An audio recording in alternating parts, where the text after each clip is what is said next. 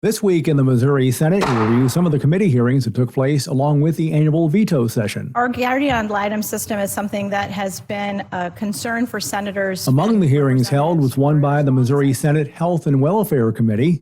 Senator Mary Elizabeth Coleman of Arnold chairs the panel. She says the point of last week's hearing was to discuss ongoing challenges guardians ad litem are experiencing.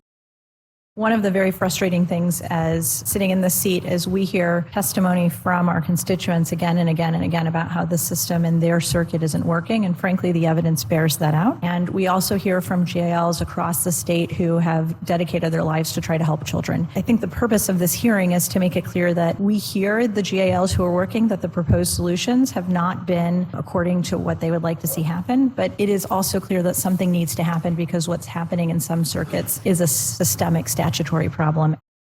The committee also heard from guardians ad litem. Senator Barbara Ann Washington of Kansas City was among those who talked with those who testified.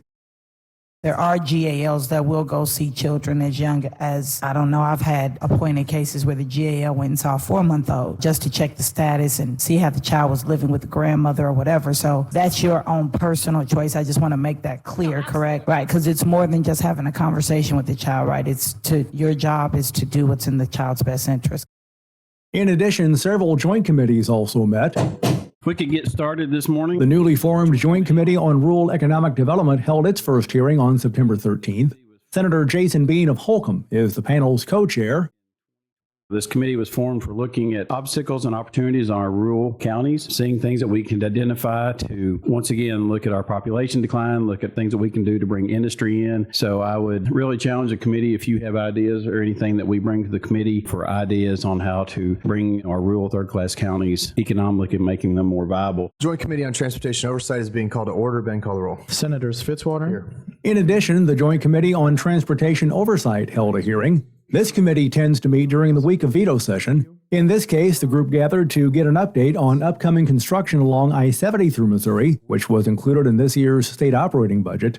In the meantime, lawmakers can continue to pre-file legislation for next year's regular legislative session. These measures will receive their official bill number starting on December 1st. Pre-filing begins on July 1st each year.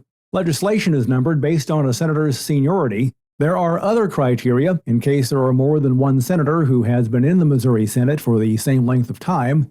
For the first day, bills are given their numbers. Each senator is allowed to pre-file 3 proposals.